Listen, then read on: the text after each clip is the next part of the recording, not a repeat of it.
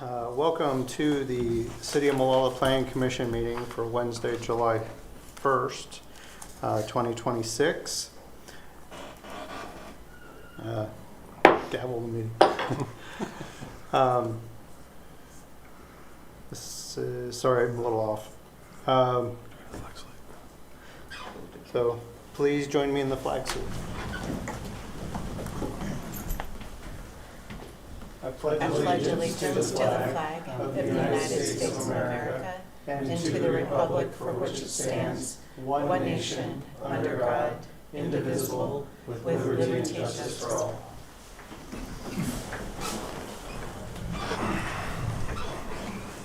Thank you, everybody. At this time, we would ask audience members, we request that you silence your cell phones and not conduct side conversation during the meeting. That would be much appreciated. Thank you. All right. So next is roll call. Start with Clarissa. Clarissa Davis, Associate Planner, present. Planning Manager Dan Zender, present. Commissioner Ricky, present.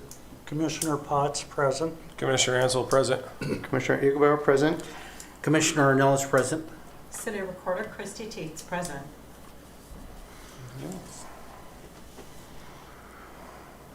We have no presentation proclamations. Consent agenda, we have planning. May I have a motion to approve the consent agenda for the meeting minutes of June 3rd? I motion to approve the minutes from June 3rd, 2026. Is there I a second. Is there any discussion needed or comments about the previous minutes? Okay. Christy, will you please call a vote? Certainly. Commissioner Ricky, Aye. Commissioner Potts, Aye. Commissioner Ansel, Aye. Commissioner Ornelas, Aye. Chair Eaglebear. Aye. Thank you. Vote passes 5-0. All right. Next we have is public comment. Public comment, citizens are allowed for up to 3 minutes to present information relevant to the city but not listed as an item on the agenda. Prior to speaking, citizens shall complete a comment form and deliver it to the city recorder. The Planning Commission does not generally engage in dialogue with those making comments but may refer to the planning manager. Complaints should be first addressed at the department level prior to addressing the Planning Commission. Chrissy, are there any public comment submissions for this evening? None this evening, Chair.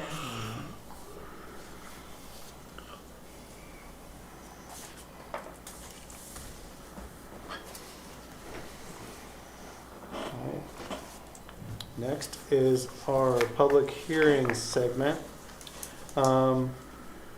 for a new storage facility for the Molalla Rural Fire District.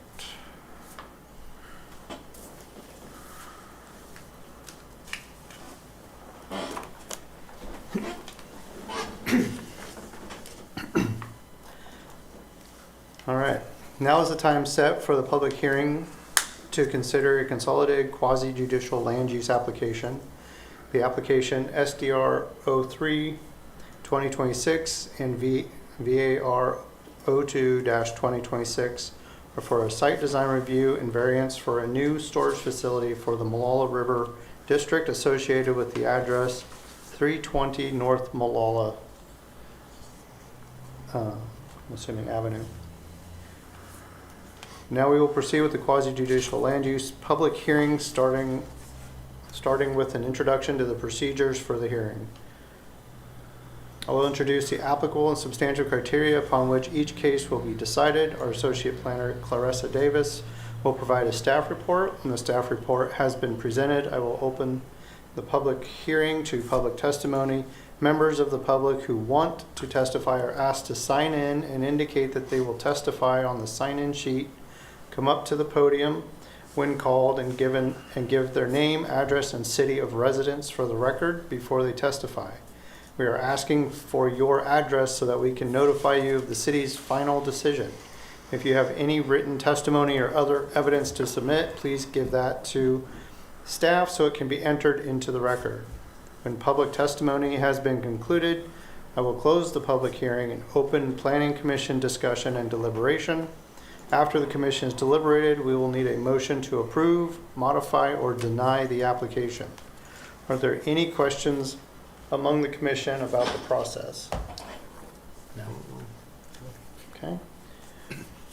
Oregon land use law requires several items to be read into the record at the beginning of a quasi-judicial public hearing.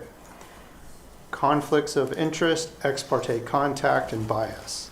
The commission is required to disclose any conflicts of interest and ex parte contacts that we may have with the land use application or applicant. This is whether we have any financial or other personal interest in a proposal and whether we have spoken with anybody or have other information about a proposal gathered outside of this hearing.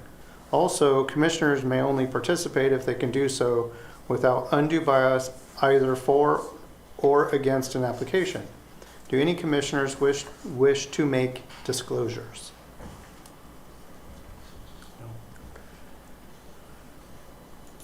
Seeing none. Are there any challenges from the audience as to conflicts of interest, ex parte contacts, or bias related to any member of the commission?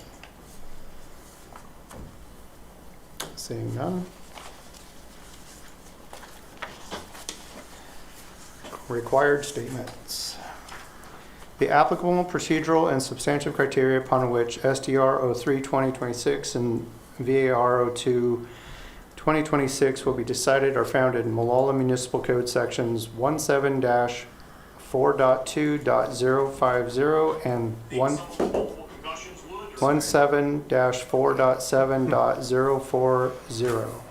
Your testimony, arguments, and evidence must be directed toward these criteria or other criteria in the comprehensive plan or development code that you believe apply per ORS 197.763 section 5B. Failure to raise an issue accompanied by statements or evidence sufficient to afford the decision maker and the parties an opportunity to respond may preclude appeal of a decision on this application based on that issue per ORS 197.763 section 5C. Failure of the applicant to raise constitutional or other issues relating to proposed conditions of approval with sufficient specificity to allow the local government or its designee to respond to the issue precludes an action for damages in circuit court per ORS 197.796 section 3B. I now open the public hearing for consolidated application SDR 03-2026 and VAR 02-2026 at 6:38 p.m.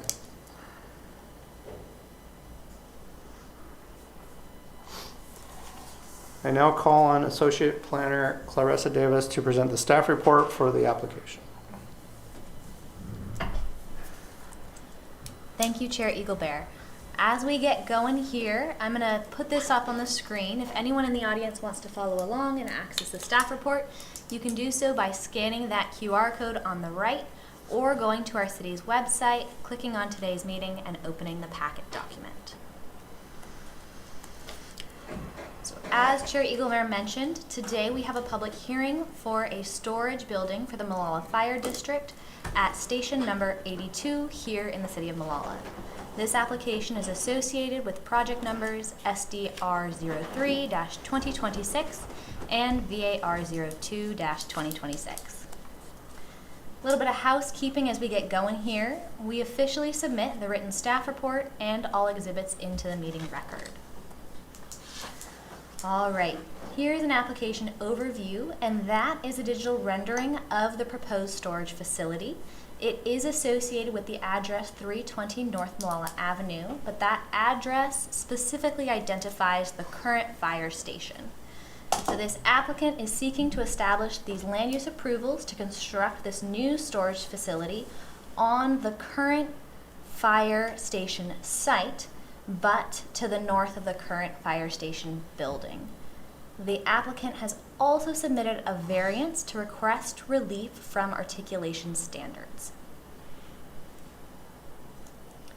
All right, here's that site location, and as I was looking through these slides again today, I found it kind of humorous that the building that we're currently in is actually here up on the screen. So this site is directly north of the Civic Center right now, and there are 6 tax lots associated with this site.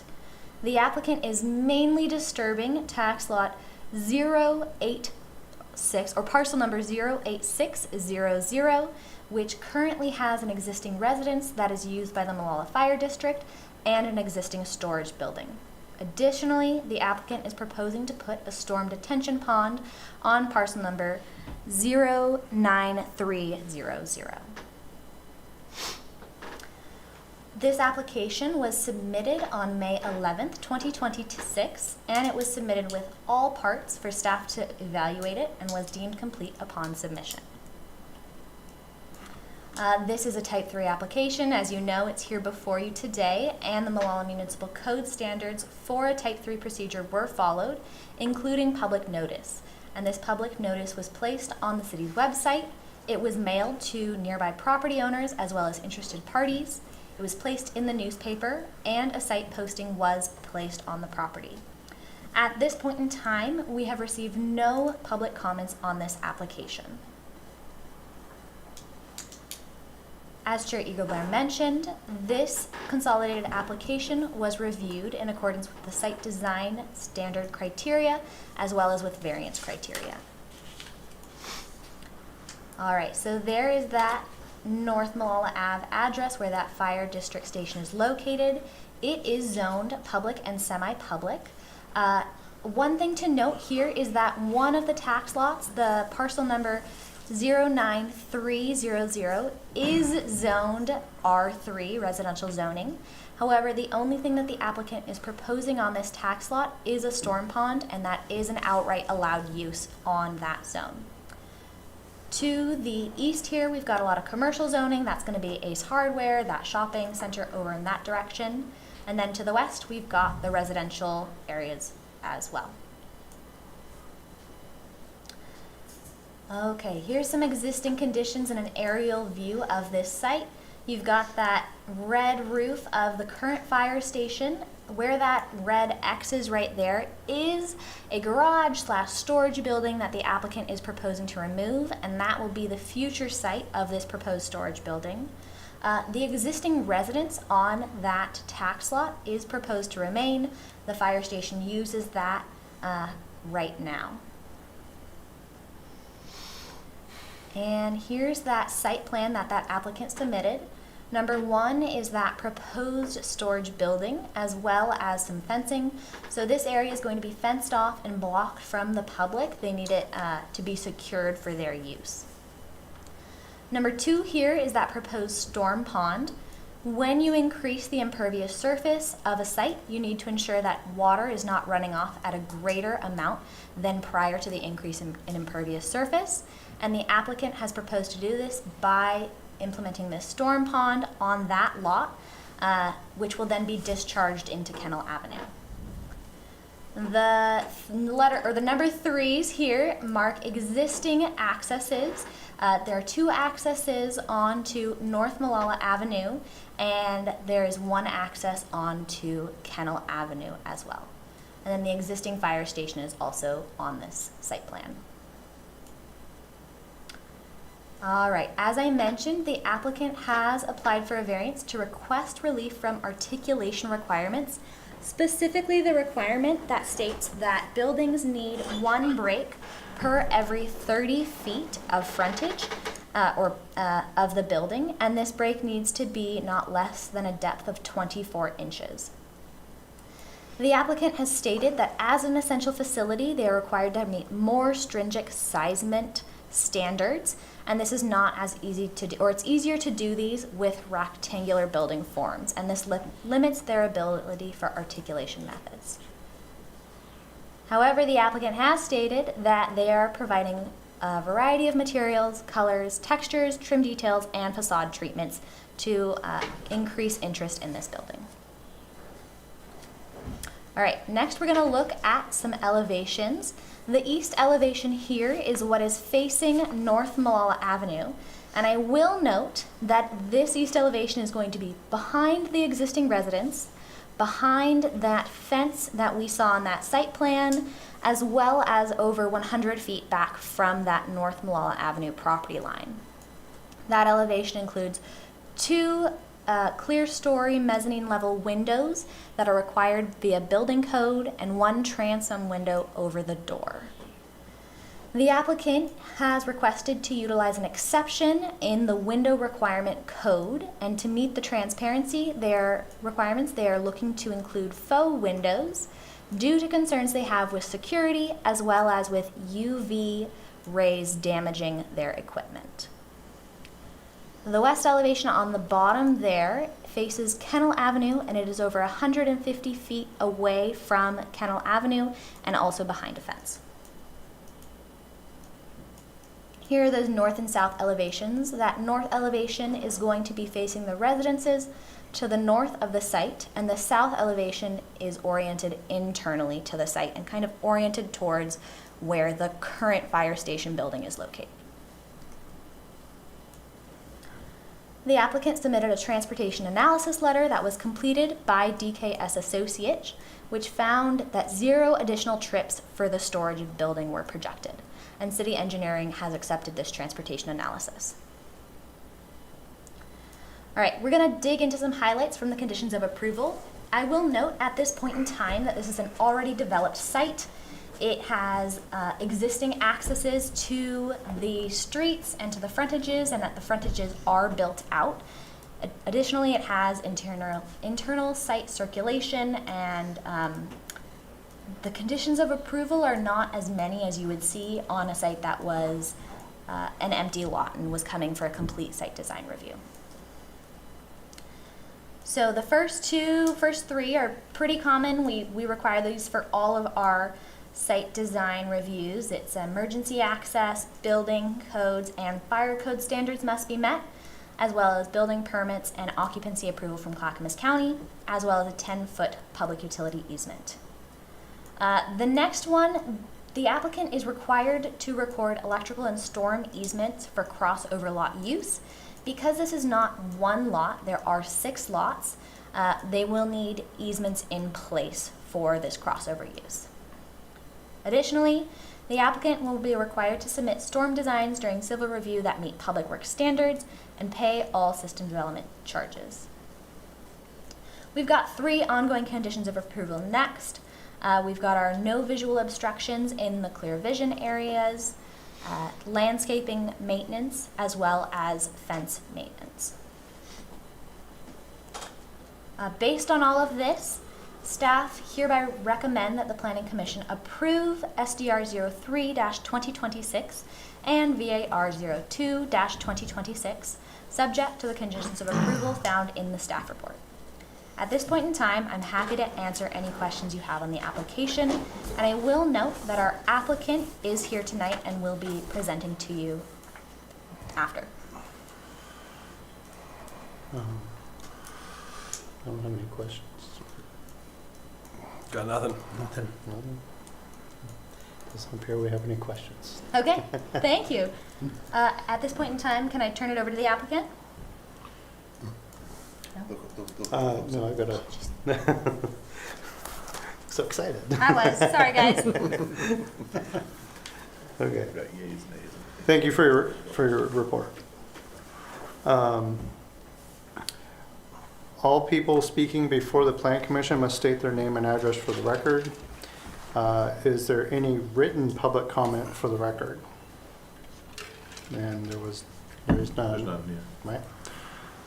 I now invite the applicant to present their case.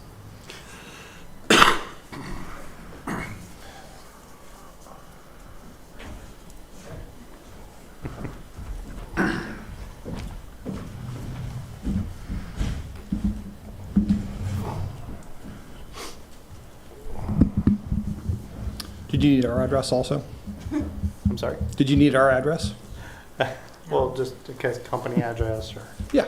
something. Yeah. I'll give it, that's fine. My name is Jeff Humphreys. I'm an architect. I'm one of the principals at McKinsey, and our work address is 1515 Southeast Water Avenue, Portland, Oregon. So McKinsey is a design firm that specializes in public safety projects. We recently completed the police facility here, have done past work with Molalla Fire. We're hired by Molalla Fire to help with this utility building. So me as the architect of record, Ian with me here today, planning. We also have in the audience a civil engineer and another planner. So if there are a lot of questions, we got the team here in place to answer any questions that might come up. So turn it over to Ian. Thanks, Jeff. Ian Sisson with McKinsey as well, same address. Thank you for the staff report presentation. We have a lot of the same content in ours, so I'll try to be quick and not repeat too much for you, and then we can get to any questions that you have. Next slide, please. Project overview you heard in the staff report. This is for a new storage building on the roughly 2-acre lot. Next slide. There again is the rendering of the proposed storage structure. Next slide. And the site map there with the blue outline indicating the location of the proposed building. Next slide. And our site plan, which we've added some color to here to highlight. The orange is the site boundary. The tan outline is our proposed building. The gray area is new pavement. The green is landscaping surrounding the building, and then to the left or to the west is that storm facility and connection out to the street. And then the blue line there is the site obscuring fencing. Next slide. Here are the building elevations. And if you could jump to the next slide, we'll just talk about window standards briefly. Staff report mentioned there are some transparency requirements, 60% for facade facing the street, and then 30% for the other elevations. Next slide goes to the exception standards. So the code provides for an exception from the transparency requirement for certain types of structures highlighted here, parking garages or similar structures, which this building falls into that category. And so this section provides for other detailing, which we're providing through the faux windows, which will be painted with murals of some sort to be determined.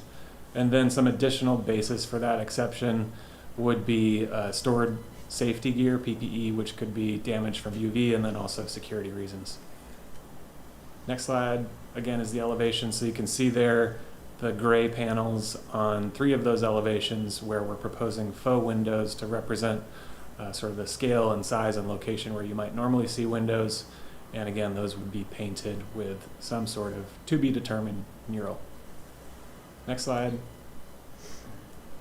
Going to the variance request, which is for facade articulation, which again requires breaks in the wall plane that are at least 2 feet in depth. You can see here in this elevation that we're providing an alternative articulation through changes in material and color and texture. Next slide. And some additional justification for the variance. It's an existing fire station site. The design standard applies to non-residential buildings, generally is intended for commercial buildings that are close to the street to provide a friendlier pedestrian atmosphere and some visual interest. And since this is an existing developed fire station site, it doesn't completely fit this site well. And in addition to that, as was mentioned in the staff report, the building is set back pretty far from the street. It's obscured by the existing residential structure, the site obscuring fence. And then in terms of building design, a rectilinear form works a lot better with the seismic design requirements that are required for it as an essential public facility because it's part of a fire station site. So it needs to be designed with some extra structural considerations so that it can remain operational in the event of a seismic event. Jeff can get into more of those details if you're curious about it. And again, we're proposing some articulation by other means, so we hope to be meeting the intent of this standard even though we're requesting a variance from it. And next slide. In conclusion, the proposal as presented by staff meets the requirements for the site design review and the variance, and we have reviewed the staff report findings and conditions of approval. No issues there, and we're happy to answer any questions that you have. Any questions for? No? Believe it or not, I got nothing tonight. You guys are good. Yeah.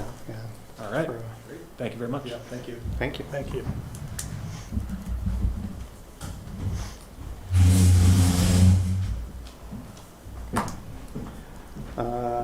I now invite those in support of the application to speak.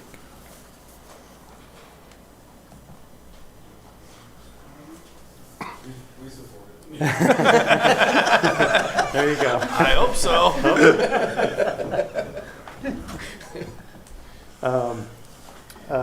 I now invite those opposed Doug. to the application. What? Sorry?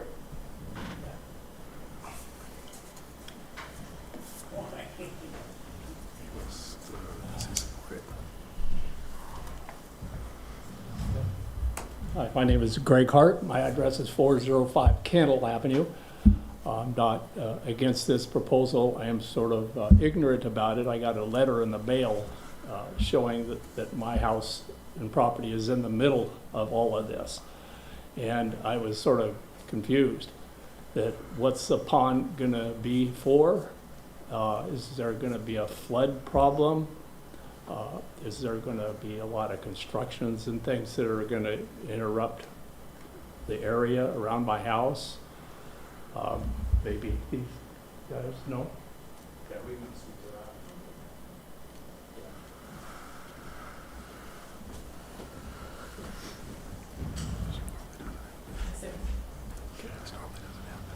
You need my name and address too? Yeah, we need that. Hi, my name is Bailey Courier. I'm a civil engineer at McKenzie, 1515 Southeast Water Avenue. I can answer your question, thank you.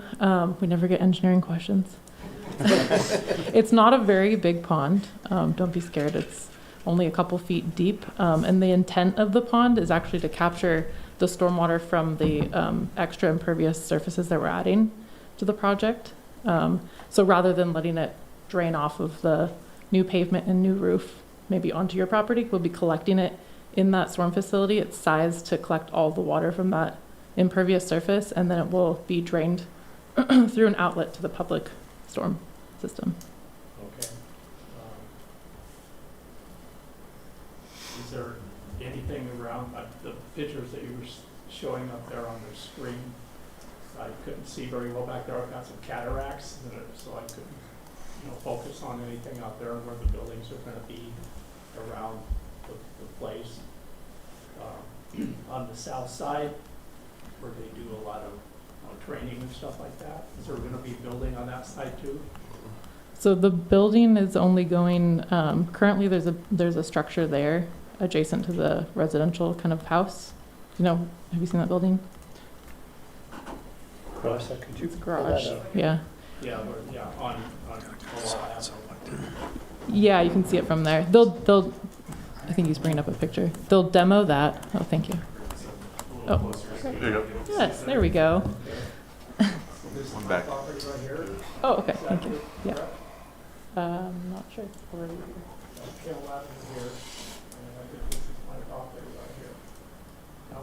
Yeah, that's you. Yeah, so away from your property on the northern edge of this property. And it's just kind of a long, narrow. There will be a lot of construction on this side. Oh, nothing over here. Yeah, the new building's up here. Okay. This is the new paving, and this will be also landscaped back here. And then the pond only like 1/4 of this lot. And then what this is showing is just the connection from the pond to the. There will be a little landscaping through here. That'll just remain as is, yeah. I think right now it's just grass. So it's just a lot of Yep. brush stuff that's growing really a lot. Is getting into my power lines sometime, and they cut it back. It's back again. There's a lot of blackberries all the way around. I thought maybe construction guys are doing this. They could take care of that too. Oh, you just want it cleaned up. Yeah. I want to make sure it doesn't get worse, if this. I'm sure the fire department's been real good with it and things like that. Nothing to complain about. So that, I thought there was going to be all kinds of stuff over here on the south side too. No, yeah, nothing over there. That Yep. answers all my questions there. Okay, Great. Thank you. thank you. Thank you, guys.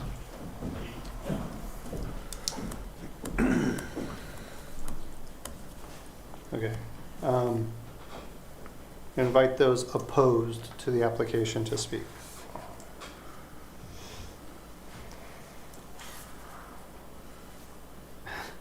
I invite those who are neither for nor against the application to speak.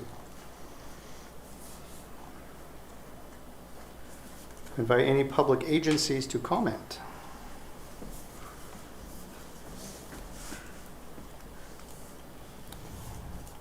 I invite the applicant to present any rebuttal to the testimony presented.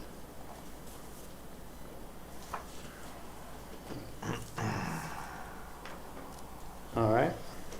I close the public hearing for application SDR 03 2026 and VAR 02 2026 at 7:01 p.m. Is there a request to keep the record open? No. All right. If there's no request, now is the time for the commission deliberation and discussion. Note, only questions asked of staff are allowed after the hearing is closed. I do have one question. Sure. Why would we still make them put in the window variances even though it's, the setbacks are beyond the regulations and behind the fence and not facing the road? Just curious. It's just where the code, it's just where the code reads That- right now. And it's been, I expected this, you know. We've started the process on revising the code on this. because Especially in this situation, I mean, it's a storage facility. Nobody Yeah. is in there, it's equipment, it's whatever. My take, they should just eliminate those windows because it's easier for them to construct it. That's just my take. You know, as you said, you saw this coming, so. Yeah. So. We've had about enough of it as well. and so have our applicants. Gotcha. Yeah. It's coming. Okay. I will say, expect to see some code updates on this issue in the. Well, tap me if you guys need some help because there's a lot of them. I would help too. Sounds good, Cliff. All right, that's all. Carry on, guys. Okay. All right. Anything else? I'm good. Yeah. Okay. Well, we need a motion to approve, motion to modify or deny. I move to approve, motion to approve SDR 03-2026 and variance 02-2026. Second. Any second? All right. Chrissy, will you call a vote? I will. I'm sorry, I didn't hear who seconded that. Thank you, Commissioner Ricky. All right, roll call on the motion, please. Commissioner Ricky? Aye. Commissioner Potts? Aye. Commissioner Ansel? Aye. Commissioner Ornelas? Aye. Chair Eaglebear? Aye. Thank you. Vote passes 5-0. All right. Thank you so much, everybody. Have fun. You guys need it.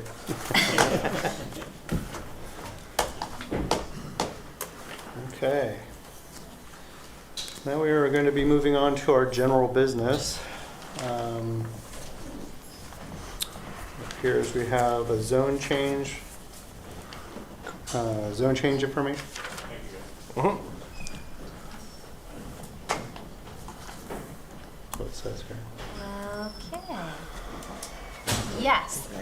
Thank you, Chair Eaglebear. As I was navigating between my wow. We have to do that? Between my screens there. So this proposed zone change is for a publicly owned property. We recently acquired this property and it is currently zoned light industrial, and we are looking to rezone it to public and semi-public. I'll get into it. So this is the property in question. It is south. This is Tractor Supply Co. And this is that Safeway area. And here's this property that we've recently acquired. It's kind of a fun shape, and it does have a named seasonal stream running through it, Bear Creek, as well as it is subject to the riparian corridor. So it's unbuildable for traditional, common types of development. However, it does show up in our parks master plan. And we are the applicant for this project. This project, we're looking for your recommendation here from Planning Commission, and then it will go to City Council for their input and their final decision. Whenever we look to do a zone change, we need to evaluate it against the criteria in the Molalla Municipal Code, Chapter 17-4.6.00. And for this specific application, we are looking to change the comprehensive plan as well as the zoning map. We needed to address 3 specific things throughout this. 1, the statewide planning goals, and this application was applicable to the statewide planning goals of citizen participation, natural resources, natural hazards, and recreational needs. And that was evaluated further within that findings of fact. It was also evaluated in terms of public interest and as well as in terms of transportation rule compliance.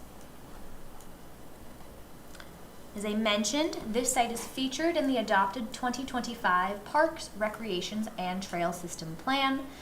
The city one day hopes to have a trail along that creek there, and this is kind of moving in that direction. We're gonna get this, we just got this property, and we're looking to develop it eventually with this public trail. There are several reasons to rezone. 1 is it more accurately reflects what the property is used for, and it additionally removes the site from the city's industrial land calculations. You all have been hearing so much about the HPS and UGB process, and at this point I'm sure you're more than aware of how important it is to know exactly how much land you have in the city and what it is designated for. So by removing this from our industrial land calculations, we will have a more accurate representation of how much employment lands we have. Additionally, rezoning potentially has the ability to provide for a stronger legal argument for recreational immunity. And it also will help to streamline the development process, because while public parks are allowed in light industrial zones, we would then have to evaluate it for those standards, whereas if it is zoned public and semi-public, we will be evaluating it against those standards. So based on all of that, we hereby recommend that you make a recommendation on this application package to City Council for them to adopt this zone change. I'm happy to answer any questions at this point.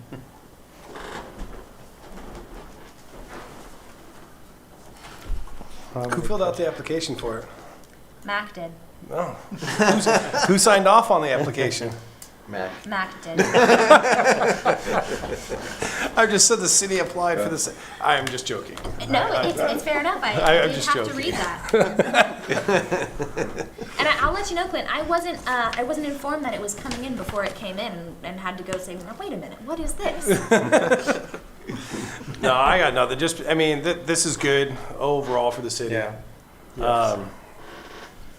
Motion on to the I think City most of us Council. are familiar with that. Yeah, exactly. Just, yeah. All right. Anything? So, So I guess then we would make a recommendation to forward that on to City Council. yep. Go from there. So, I don't know if we need to vote on it. I don't think we need a motion. I on think it. it's just a recommendation. It's Just exactly. consensus, right? Yeah, we're all good. Yeah. Bring it to them, you guys support it, we're good. Okay. All right, Yep, we're good. sounds good. Thank you. Just make sure Huff signs off on it though. Next time. Make sure he does something. I would be happy to step in there. All right. And start time. Planning Commission start time. Is that something? I'll take it away. Okay. Planning manager, is that acceptable with you? All right. Take it away. All right, so at our last meeting, good evening, Commission again, at our last meeting, we had a very brief discussion about placing this item on the agenda. So, thank you. My staff report goes like this. In December of 2025, Molalla City Council adopted ordinance number 2025-12 and amended the Molalla Municipal Code, Chapter 2.04.010, City Council meetings. This ordinance changed the standard meeting time from a 7 p.m. to a 6 p.m. start time. Planning Commission meetings currently begin, as you know, at 6:30 p.m. Staff is seeking consideration from Commission regarding a 6 p.m. start time to align with the start time for City Council. There are two brief sections from the Molalla Municipal Code that I would like to share with you. First, these are only for your information and again consideration. Section 2.06.130 meetings and officers states the Planning Commission shall meet on a monthly basis. It doesn't say what day and it doesn't say what time, so that gets to be your decision. The second portion of this is section 2.06.100, that is creation, composition, and compensation of the Planning Commission. And an excerpt from that section states that the Planning Commission shall consist of the following. A, voting members. A1 is a minimum of 3, but no more than 7 members to be appointed as outlined. And then section 1A2, no more than 2 voting members may be non-residents of the city.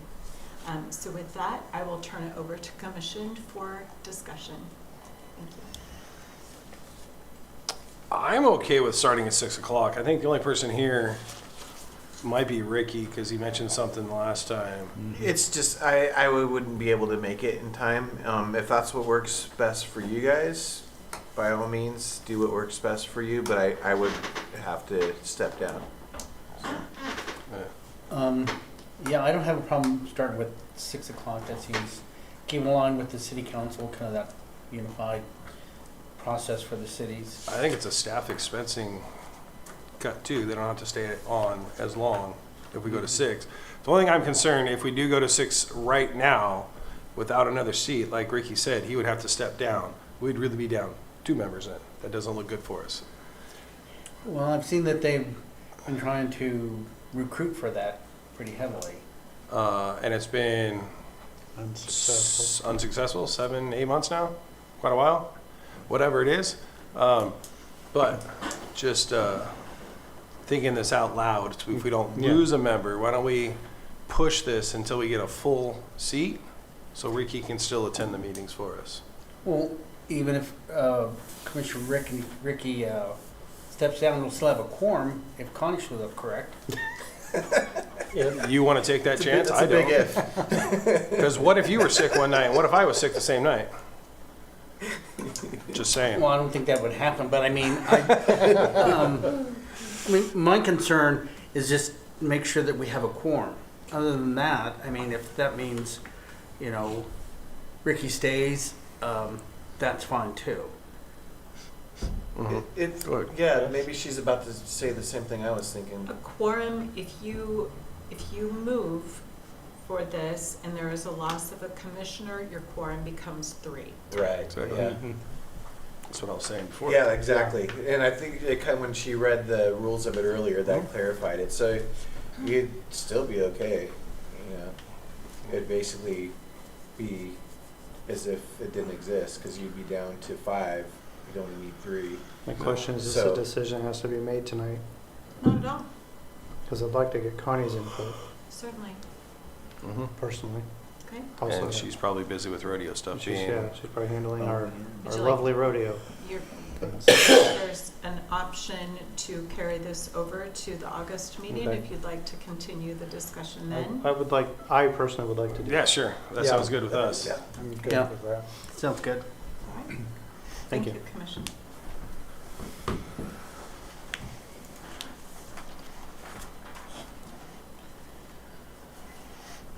Okay. So we're on to any staff communication. So any updates, projects coming down the line, stuff like that, happenings? I will say that we've got an intern, and he's here tonight. We are super pleased. Brandon is here. He is joining us. He's going to college in Eastern Oregon, and he's been helping a lot. One of the tasks that has been assigned to him is digitizing lots and lots of our files, and that's we're so thankful for him for jumping on that, and it's going to really streamline our workflows as well as help us help customers when they come and ask, hey, I want property records. And right now we kind of have to say, well, we've got the last 20 years, but before that, it's going to be in the deep files. So we're happy to have him. He's been jumping on a lot of different stuff. Brandon, do you want to say anything? You want to come up? I asked if he wanted to sit up here, and he said he wanted to be in the audience this time. But I figured you got to get called out at least a little bit. We're really pleased to have him. Nice to meet you. And he'll be with us this summer. All right. Nice. Yeah, he's been doing a great job getting our stormwater ponds complete set. We're going to get a complete set, get our maintenance agreements tied to those ponds, and, nice. and have, again, just getting our records a little more in ship shape as well. So, yes, indeed, thank you, Brandon. Pass on to my staff stuff now, or do you have? Oh yes, please. Right on. Well, things are afoul in Molalla. We are currently looking to amend our farm animals code, specifically as it pertains to poultry. This one didn't quite get on the staff reports for general business, but we wanted to just sort of bring it up during our communications and just get some feedback on it. There's a couple things that we're particularly looking at, and again is with so this is MMC 608 with animals, and this is the section that deals with chickens and other fowl. So question 1, there is currently no limit on how many chickens, ducks, geese, etc. a person can keep on a property within city limits. Staff would like to propose a limit that's both fair to the keepers and the neighbors, and our research has shown with other cities that there's a common number between 3 and 5. Does the commission have any commentary on whether there should be a limit and what it should be? My first question is, what do we do about the existing number of fowl and chickens? I mean, when the code changes, they don't get pre-existing non-conforming status. So, any, if you run afoul of the law, then you are. Depends on if they're meat birds or not.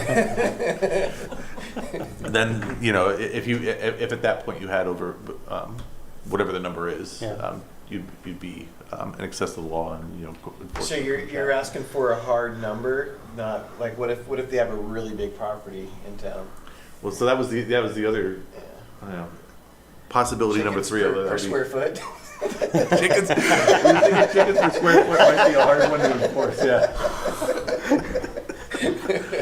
But that was certainly something that came up in our convos as well. Well, because there is several large lots in this town. That's true. That's true. Yeah. But I can't see more than 6 birds or 5 birds down the street from here. Right. In Bear Creek Estates. You know what I'm saying? Yeah. That'd be a As long nightmare. as they don't get a rooster, I don't care. That's issue 2. It's already illegal. Well, it's not. It is. Look at Clackamas County code. Oh, is that right? It is. Yeah, it's Clackamas County. I looked it up because my neighbor got a rooster, and I tried to go about it the correct way, and looked up code, and it's a good. Yeah, check out Clackamas County. It's nowhere in Clackamas County can you do it. Right, but we haven't had that yet, and we want to add that to our code. So that's issue 2. Double stamp it. Make sure. Yeah. Absolutely. No, because when I did code enforcement, I had to run out and do it by noise code.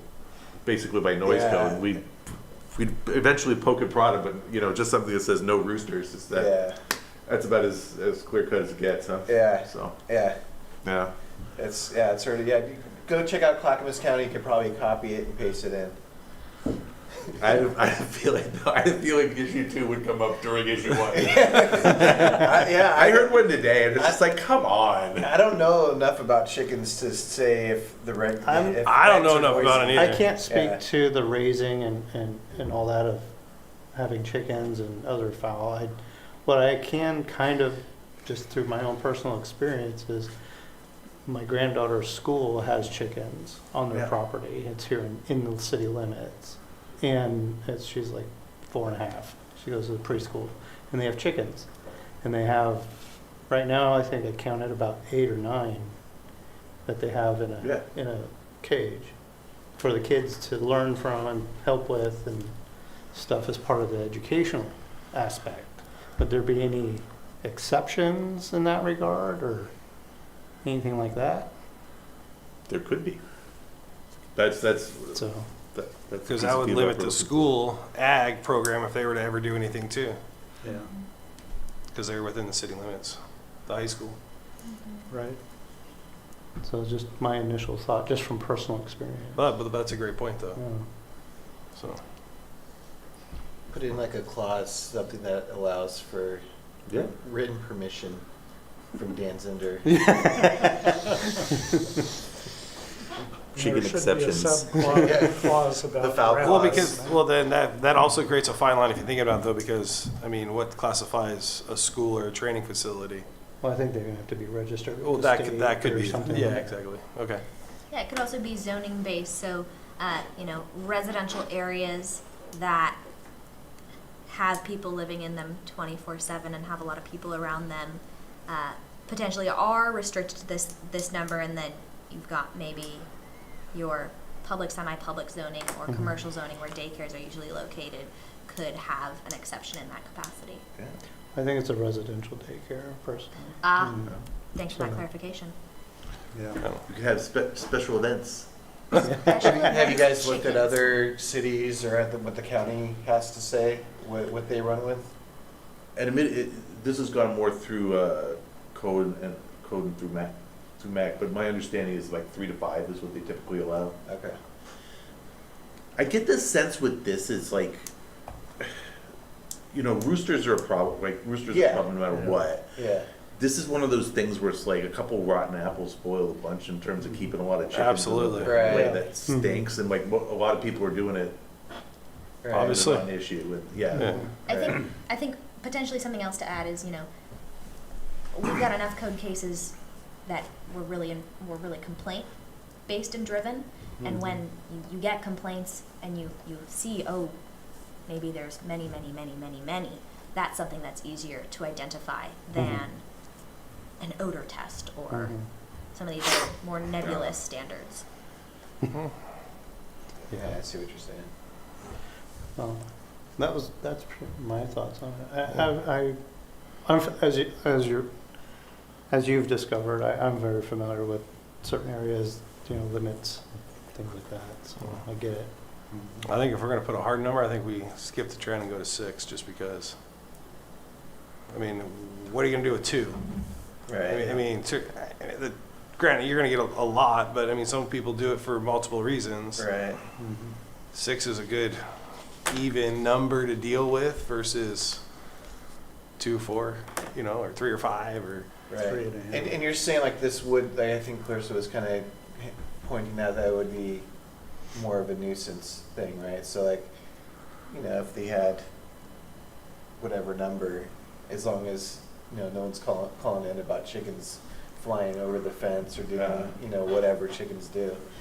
We've got chickens at large code. Those are the best ones. I will say we have no talks for a chicken permit in the works. Yeah, Don't so- expect that Have coming you out. guys gotten any complaints about chickens? But there again, I think it boils down to a couple of rotten apples, like you Right. said, is why we're talking about this. If they would be respectful and take care of them, Right. we wouldn't even be talking about this.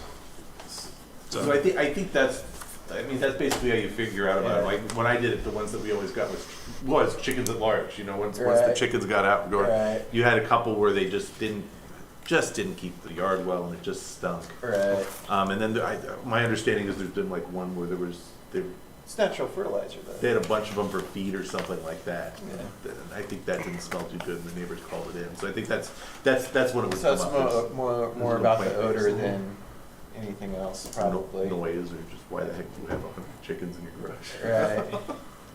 Yeah, that should be a good number. Yeah, no more than 100. Definitely not more than 100, yeah. So, Makes sense. Yeah, I don't know. like, yeah, I mean, that's what I got. And so, I agree. I think, 6 would be a nice even number, and seems fair out here in our rural. Yeah, I don't know if areas. the number's the thing, right? Like, you know what I mean? Like, it could be, somebody could have 20 chickens and have a great setup and it doesn't bother anyone, or Yeah. you could have 5 chickens and they're going crazy Yeah, and driving 2. everyone nuts. So I wonder if there's a different way, if we look at some other codes and see what, if anyone uses anything other than just a hard number. City of Silverton is 3. Okay. And they have big lots too. We do. Yeah. Hmm. Interesting. Okay. No? Anything else? I do. So I would just want to give a UGB update, as I am prone to do. Yeah. So we did wrap up our secondary analysis for goal 14, and it was interesting because it did generally show that going north would be cheaper than going to the south. You know, it was basically a The pump. economic analysis Right. based on utility extension to those areas. So that was the main thing that we were looking at, in addition to the factors that we looked at with the initial report. Mhm. So actually one interesting finding was, after all this talk of needing a lift station, we might actually be able to put a sewer line down Molalla Forest Road if we were to go to the south, and just do gravity all the way to the plant. So that was actually a pretty substantial finding with that. And then some of the exception land areas to the east were actually economically comparable to the north ones. Beyond that, generally we did find it varied by the different sub areas that we looked at, but that it would be a little more it would be a little to a lot more expensive depending on the sub areas. Sort of as you get further away from the plant, to go north, it would be a little cheaper to go north than south. But it was unfortunate because it wasn't like this sort of massive thing that we were saying, and it wasn't like negligible. It was sort of like, this is a significant amount, but maybe not what's going to tip the needle.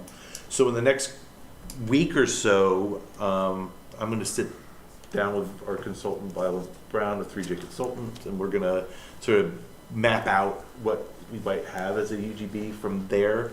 And then we're going to have technical advisory committees with sort of state agencies and other sort of agency partners, other governmental and quasi-governmental agencies, and then our sort of citizen advisory committee the weekend, like basically 2 weeks from today. Those meetings are going to happen the Wednesday and Thursday.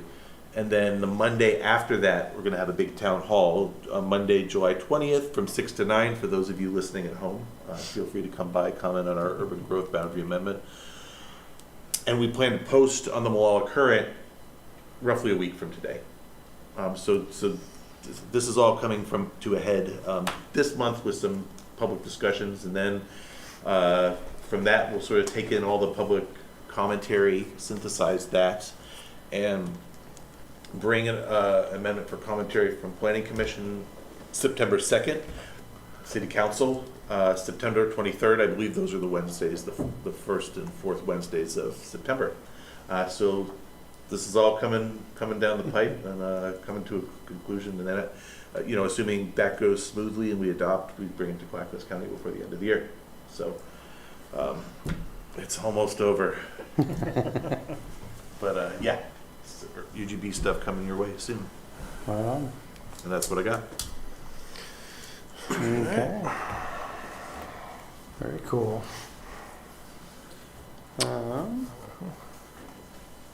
Okay. Does the commission have anything going on? Nothing. Nothing. I think there's a holiday this week. Yeah, there's You a, think so? Yeah, I think I saw some chairs around town. I was wondering what those are for. I think there's a parade or something. there's a parade up. coming, Yeah. I think we all know about, so there should be some event happening right now. Some cattle at large. Yeah, right now. That's what the All the chairs kitty for, to keep parades the tonight right chickens now, yeah. My ongoing update with the middle school, I think they got pretty much all of the first floor framed in. I think they're just starting to laying out for the upper floor on the other half.